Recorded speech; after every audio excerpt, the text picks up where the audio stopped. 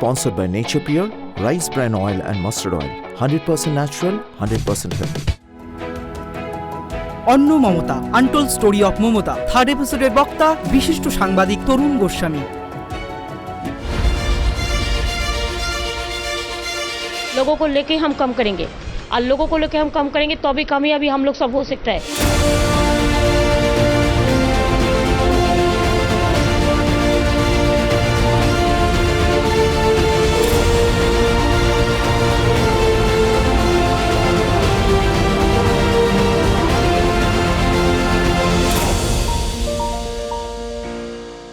Aristotle বলেছিলেন যে মানব জাতি কখনো তার সঠিক ব্যবহার পাবে না যদি তার রাজা দার্শনিক না হয় এবং দার্শনিক রাজা না হয়। Humanity shall not get its best unless philosophers are kings and kings philosophers. এই যে কিং ফিলোসফার বা ফিলোসফার কিং আমাদের চাকরি জীবনে সেটা দেখার সৌভাগ্য হয়েছে। আমি খুব নিরপেক্ষভাবে বলছি, মমতা ব্যানার্জির মধ্যে আমার যেহেতু দর্শন বিষয় ছিল, আমি একজন খুব বড় দার্শনিক এবং একজন প্রকৃত সন্ন্যাসীকে দেখেছি। আমি নিজে বড় হয়েছি সাধুদের কাছে। সাধুদের 3টে জিনিস দেখবার মতন। এক হচ্ছে তার অকুত ভয় হন, দ্বিতীয়ত তাদের কোনো জিনিসের প্রতি টান থাকে না, তৃতীয়ত মানুষের প্রতি একটি সীমাহীন দরদ থাকে। আমি উদাহরণ দিয়ে একটা একটা করে বলছি। যেদিন মমতা ব্যানার্জি হাজরা মোড়ে মার খেয়েছিলেন, অনিল মুখার্জির সঙ্গে আমি বাটার দোকানটার তলায় দাঁড়িয়ে গল্প করছিলাম। অনিলদা তখন কলকাতা কর্পোরেশনের কাউন্সিলর, আমি দক্ষিণ কলকাতায় থাকি বলে তখন টেলিগ্রাফে চাকরি করি। আমার সেই দিনটিতে ডিউটি পড়েছিল এই মমতা ব্যানার্জির মিছিলটা কাভার করার, এবং তাকে যেভাবে মারা হয়েছিল, অন্য কাউকে যেভাবে মারা হতো তিনি আর রাজনীতিতে ফিরে আসতেন না। কেন আসতেন না? কারণ মাথায় লাঠির বাড়ি মারা হয়েছিল। আমি চোখের সামনে দাঁড়িয়েছিলাম। দিলীপ মজুমদার এবং দিব্যেন্দু বিশ্বাস দুজনেই কাউন্সিলর ছিলেন। তারা ঝাঁপিয়ে পড়লেন মমতা ব্যানার্জিকে বাঁচানোর জন্যে। অনিলদা ছুটে গেলেন, ওই দেখ মমতাকে মারছে, মমতা মারছে বলে। এবং তারপরে আস্তে আস্তে সে তার থেকে ফিরে এলেন, সেই যন্ত্রণা থেকে ফিরে এলেন এবং আবার রাজনীতি শুরু করলেন। এটি একটি অসীম সাহসের পরিচয়। আমাকে সিদ্ধার্থ শঙ্কর রায় বলেছিলেন, তখন ঘোর নকশাল যুগ, আমরা তো সেই যুগটা দেখিনি। তখন উনি রাইটার্স বিল্ডিংস থেকে বেলতলা রোডের বাড়িতে ফিরছেন, দেখলেন আশুতোষ কলেজের সামনে একটি মেয়ের নেতৃত্বে গোটা 6 মেয়ে সন্ধেবেলায় মোমবাতি নিয়ে মিছিল করছে।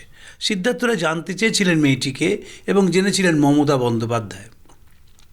যদি 2021 সালের নির্বাচন দেখেন, দেখবেন ভাঙা পা একটা হুইল চেয়ারে বসে মমতা ব্যানার্জি ক্যাম্পেন করছেন। এটা চূড়ান্ত আত্মবিশ্বাস ছাড়া সম্ভব নয়।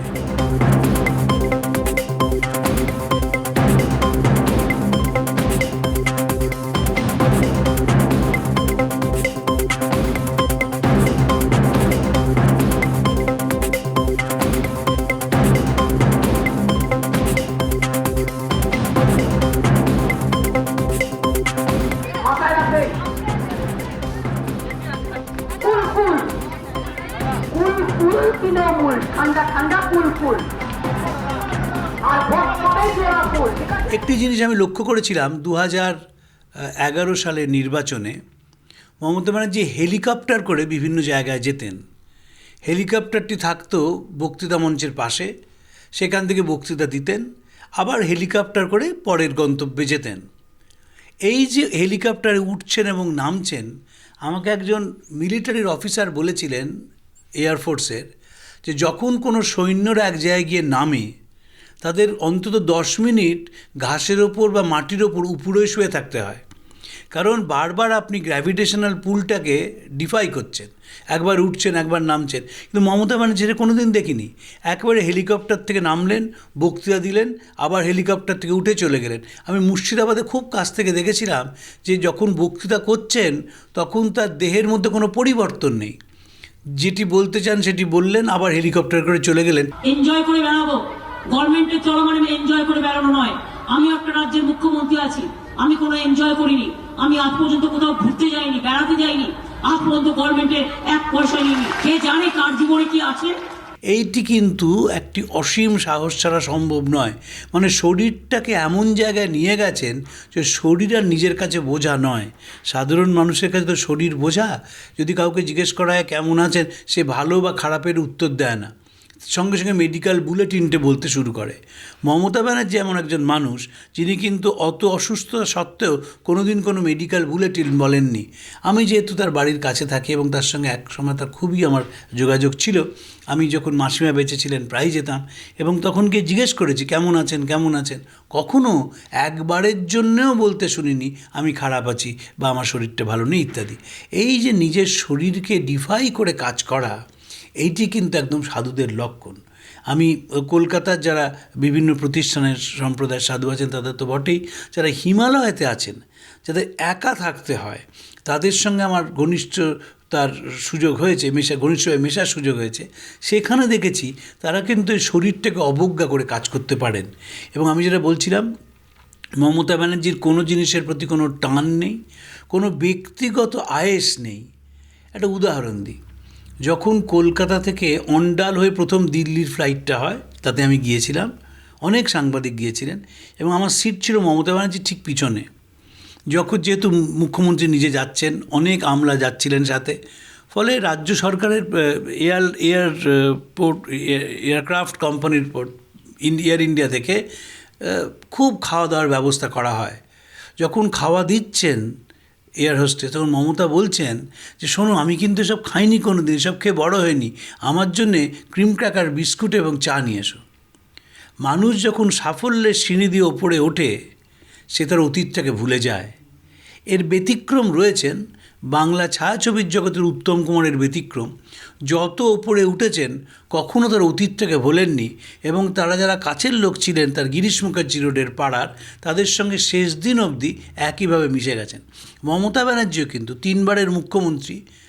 একমাত্র মহাত্মা গান্ধীর পরেই মমতা ব্যানার্জি যেখানে দাঁড়াবেন সেখানে কিন্তু ভিড় হয়ে যায়। আমাদের দেশে জননেতা বা জননেত্রী কিন্তু খুব বেশি আসেননি। মিসেস গান্ধী এসেছেন, জ্যোতিবাবু অনেকটা এসেছেন, তাও তার পার্টির সাপোর্ট ছিল। আর মমতা ব্যানার্জি যেখানেই দাঁড়াবেন সেখানেই ভিড় হয়ে যায়। এই যে বিপুল একজন জননেত্রী, তিনি কিন্তু অতীতটাকে একদিনের জন্য ভোলেননি।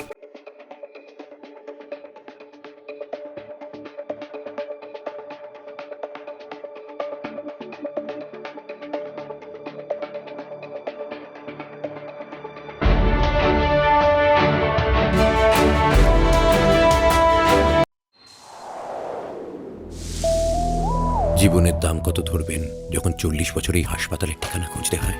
কোন ফিতে জীবনের দৈর্ঘ্য মাপবেন যদি না ভালো থাকার জাদুকাঠি আপনার মুঠোয় থাকে? শুধু দাম দিয়ে নয়, এমন অনেক কিছু আছে যার বিচার করতে হয় গুণ দিয়ে। যেমন nature pure -17 cholesterol free rice bran oil. এতে রয়েছে এমন উপাদান যা আপনার হার্টকে রাখে সুস্থ। জীবনকে অনুভব করুন হৃদয় দিয়ে। আপনার হৃদয় সত্যিকারের বন্ধু।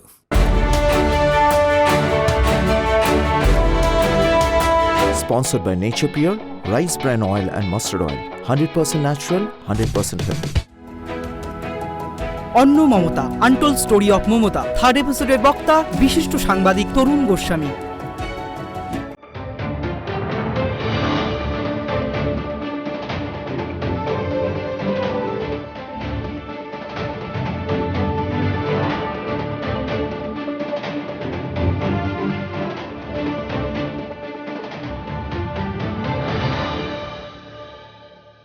আমার এক ভদ্রলোকের সঙ্গে পরিচয় হয়েছিল।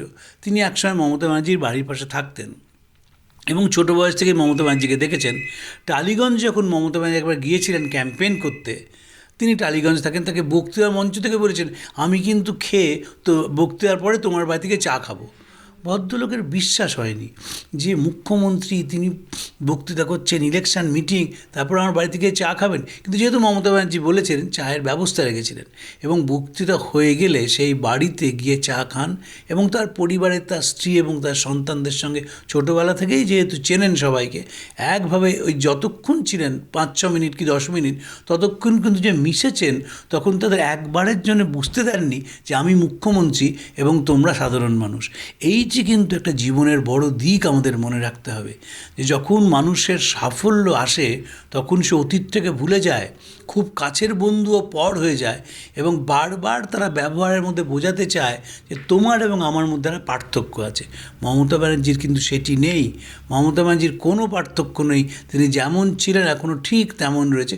অবশ্যই মুখ্যমন্ত্রী থাকার জন্য তার কিছু সিকিউরিটি বেড়েছে, কাছে পৌঁছানো যায় না, সেগুলো তো হবেই, সেই প্রোটোকল তো মেনটেন করতেই হবে তাকে, কিন্তু এখনও মনটা সেরকম রয়েছে। আর মানুষের প্রতি দরদ, এটি দেখবার মতন। এটি উদাহরণ দিই, 2011 সালে জিতেছেন, একটি ভদ্রমহিলা এসেছেন মেদিনীপুর থেকে তার বাচ্চাকে নিয়ে প্রণাম করতে, এবং সেই প্রণাম করেছে, বলেছেন দিদি দেখো আমি তো তোমাকে ছাড়া কিছু চিনি না, আমার স্বামী ছেড়ে চলে গেছেন, যেরকম হয়। আর বাচ্চাটি কালা। মমতা ব্যানার্জি সঙ্গে সঙ্গে পিজি হসপিটালের ব্যবস্থা করে দেন এবং একটা কঠিন অপারেশন করে তার কানটিকে ফেরত আনা হয়। উনি নিজে দেখতে যান সেই মেয়েটিকে এবং সেই মেয়েটি এখন শুনতে চায়। দেখুন, একেবারে সাধারণ মানুষ তো, প্রণাম করতে এসেছিলেন, ভাবতেই পারেননি যে তার মেয়ে এইভাবে রোগমুক্ত হবে, কিন্তু মমতা ব্যানার্জি করে দিয়েছিলেন। এবং আমরা যদি পশ্চিমবঙ্গের দিকে তাকাই তাহলে দেখবেন গ্রামের মেয়েদের যে উইমেন এম্পাওয়ারমেন্ট হয়েছে, এটি কিন্তু দেখবার মতন। প্রত্যন্ত গ্রামের মেয়েরা যেভাবে অর্থনৈতিকভাবে একটু একটু করে স্বাবলম্বী হচ্ছে, যেভাবে জীবনযুদ্ধে তারা অংশগ্রহণ করছে, যেভাবে সন্তান প্রতিপালন করছে, যেভাবে অন্যান্যভাবে তারা জীবনে একটু একটু করে দাঁড়াচ্ছে, এটা কিন্তু দেখবার মতন। এবং এটা তারা সবাই সেলফ হেল্প গ্রুপের মেম্বার। যদি কথা বলা যায় এদের সঙ্গে, দেখা যাবে যে কীরকম করে ক্যাপাসিটি বিল্ডিং, কী সুন্দর করে তারা বাংলায় বুঝিয়ে দিচ্ছে যে ক্যাপাসিটি বিল্ডিংটি কী। এটি কিন্তু সম্ভব হয়েছে মমতা ব্যানার্জির জন্যে।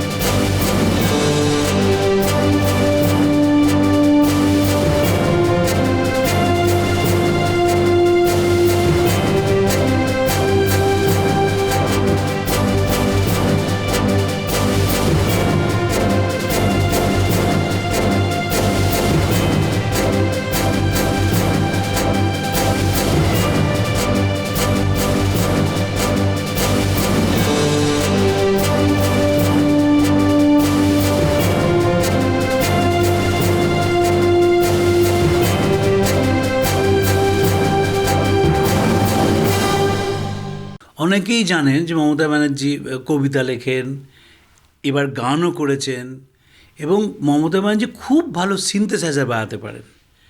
আমার মনে আছে যে আমার গুরু ভি বালসারা তখন বেঁচে, একদিন বালসারাজির সঙ্গে আলোচনা হচ্ছিল এই বাজনা নিয়ে, তখন বলেছিলেন জানিস তো মমতা কিন্তু খুব ভালো সিনথেসাইজার বাজায়। তারপর আমার শোনার সৌভাগ্য হয়েছিল, এক একজন মিউজিশিয়ান থাকেন না, ন্যাচারাল মিউজিশিয়ান, মমতা হচ্ছেন ঠিক সেরকম ন্যাচারাল আর্টিস্ট।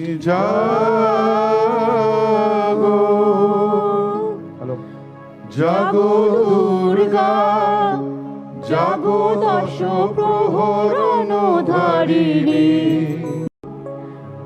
অভয়া শক্তি বল প্রদায়িনী তুমি জাগো জাগো তুমি জাগো। যখন অনশন করছেন সিঙ্গুরের জন্যে এস্টপ্ল্যানেডে, তখন কিন্তু ছবি আঁকছেন, তার মানে মনটাকে সেই মুহূর্তে আর কিছু নেই।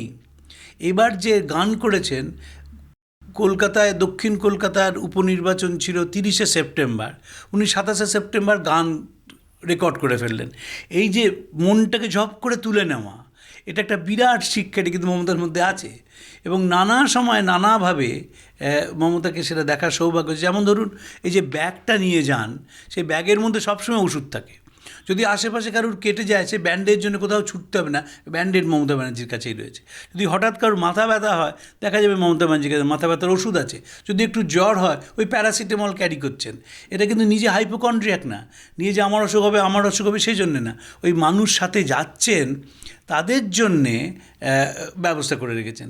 আর যখন যান কোথাও, খাওয়া দাওয়ার ব্যবস্থা, নিজে কিন্তু কিচ্ছুটি খান না, কিন্তু সকলে যেন ঠিক মতন খেয়েছে কি না তার খবর নেওয়া, 341টা ব্লকের বিডিওকে চেনা জানা, এটা একটা প্রশাসনিক প্রচণ্ড দক্ষতা ছাড়া সম্ভব নয়। আর আমাদের সঙ্গে মমতা ব্যানার্জি যখন যোগাযোগ হয়, ওর 2 ভাই বাবুন এবং কার্তিক, তাদের আমি ছোটো বয়স থেকে চিনি। আমরা একসঙ্গে ফুটবল খেলতে যেতাম ওই জেলে পাড়ার জেলের যে মাঠ সেইখানে, এবং মাঠ থেকে এসে ওদের বাড়ির সামনে কলে আমরা বর্ষাকালে পা ধুতাম, কারণ তখন কাদা লেগে যেত পায়। এবং তারপরে মাসিমার সঙ্গে মমতা ব্যানার্জির সঙ্গে গল্প করা, উনিও আমাদের খবর রাখতেন। আমার যে ভাই, যমজ ভাই মারা যায়, তিনি মমতা ব্যানার্জির সঙ্গে তার খুবই যোগাযোগ ছিল। এবং যখন ওই ওদের 23শে জানুয়ারি বাড়িতেই একটা নেতাজির জন্মদিন পালন করা হতো, তাতে আমরা অংশগ্রহণও করেছি। এই যে পাড়ার সবাইকে নিয়ে থাকা, একটা সকলের খবর নেওয়া, এবং সেখানে যে প্রকৃতপক্ষে একজন দিদি একে ধমকাচ্ছেন, তাকে ডেকে নিচ্ছেন, কোনো ত্রুটি হলে কান মুলে দিচ্ছেন, কিন্তু সব কিছুর মধ্যে একটা স্নেহ রয়েছে। সেইটি কিন্তু মমতা ব্যানার্জি এখনও ছাড়তে পারেননি। সেই স্নেহ, সেই টান, সেই পাড়ার প্রতি একটা ভালোবাসা, সেই পাড়ার প্রতি একটা দরদ, এটি কিন্তু মমতা ব্যানার্জি এখনও রয়েছে, এবং সেটির জন্যেই তিনি ব্যতিক্রম। যেখানেই যান, আমি বহু আমলাকে জিজ্ঞেস করেছি যে আচ্ছা, আপনারা তো অনেক মুখ্যমন্ত্রী দেখেছেন, অনেক রাজনীতিক দেখেছেন, মমতা ব্যানার্জির সঙ্গে অন্য সব রাজনীতিকের মূল তফাৎ কোথায়? তারা প্রত্যেকে এক বাক্যে স্বীকার করেছেন যে মমতা ব্যানার্জির হৃদয়ের উষ্ণতা অন্য কোনো নেতা নেত্রীর মধ্যে পাওয়া যায় না। অনেকেই হয়তো ইনস্ট্রাকশনস দেবেন যে এইভাবে কাজটা করতে হবে, কিন্তু যে উষ্ণতা, এটা তো সবচেয়ে বড় জীবনের একটা ব্যাপার, warmth of life. Mamata Banerjee ওয়ার্মথটা আছে, এবং আছে বলেই তিনি ব্যতিক্রম, আছে বলেই তিনি সারা ভারতবর্ষের যে কোনো জায়গায় মানুষের কাছে থেকে সম্মান পেয়েছেন, শ্রদ্ধা পেয়েছেন এবং পাচ্ছেন। এবং তার যে নেতৃত্বের সিঁড়ি দিয়ে তত্তর করে যে উপরে উঠে চলেছেন, তার আত্মবিশ্বাস মূলধন, তার দরদ মূলধন, এবং সবচেয়ে বড় জিনিস হচ্ছে যে পরিশ্রম করার একটা ইনইমিটেবল পাওয়ার, এই যে অননুকরণীয় ক্ষমতা মমতা ব্যানার্জি রয়েছে, এটি মমতাকে ব্যতিক্রম করেছে বলে আমার মনে হয়।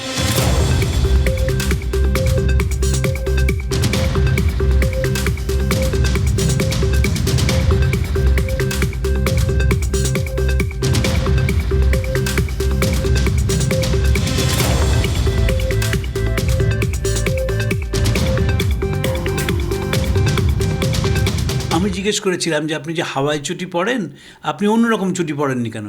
একবার উনি অন্যরকম চটি পড়েছিলেন, সেদিন রেলওয়ে বাজেট, তখন তো এখনকার যেমন ফাইন্যান্স বাজেটের মধ্যেই রেলওয়ে বাজেট হয়, আগে তো তা হতো না, রেল বাজেটের অন্য দিন থাকতো। তা রেলওয়ে মিনিস্টার চলেছেন রেল বাজেট পেশ করতে, লোকসভায় উঠতে গিয়েই চটি গেল ছিঁড়ে। সঙ্গে সঙ্গে রতন মুখার্জি ছিলেন, তিনি একটা সেফটি পিন দিয়ে চটিকে রিপেয়ার করে দিলেন, সেই চটি পরে রেলওয়ে বাজেট পেশ করলেন। তারপরে আর সেই কায়দার চটিতে কোনো দিন ফেরেননি, একদম অরিজিনাল হাওয়াই চটিতে ফিরে গেছেন, এবং হাওয়াই চটিটা ব্র্যান্ড হয়েছে।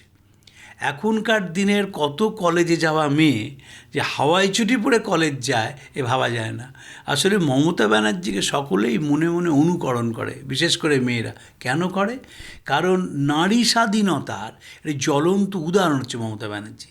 সাধারণ পরিবার থেকে এসে যেখানে তিনি পৌঁছেছেন, নিজের ক্ষমতায়, নিজের আত্মবিশ্বাসে, তার উপর দিয়ে যে ঝড় বয়ে গেছে, বিশ্বাসঘাতকতা যেভাবে তাকে একসময় নুব্জ করে দিয়েছিল, সব বাধা অতিক্রম করে তত্তর করে এগিয়ে চলেছেন মমতা ব্যানার্জি। এটি দেখবার মতন। আমরা যখন আগে বাইরে যেতাম, তো আমার গাড়িতে পঙ্কজদা ছিলেন বা অন্য কেউ থাকতেন, আমার শীষ দেওয়া গান শুনতেন, এবং তখন ফরমাশ করতেন, অমুক গান বাজাও, তমুক গান বাজাও। তখনই বুঝতাম যে গানটা খুব শোনেন। এবং এখনও কিন্তু ফিরে এসেই টেলিভিশনে কোথায় কী গান হচ্ছে, কোথায় কী প্রোগ্রাম হচ্ছে, তা সব খবর রাখেন। এখন সিনেমাটা দেখতে যেতে পারেন না, আগে সেটাও দেখতে যেতেন। এবং আশুতোষ কলেজ ওর সঙ্গে যারা পড়তেন, তারা অনেকেই আমাকে বলেছেন যে অত্যন্ত প্রাণবন্ত একটি মেয়ে, এবং নানা রকম ঠাট্টা ইয়ার্কি ফাজলিমির মধ্যেই থাকতেন।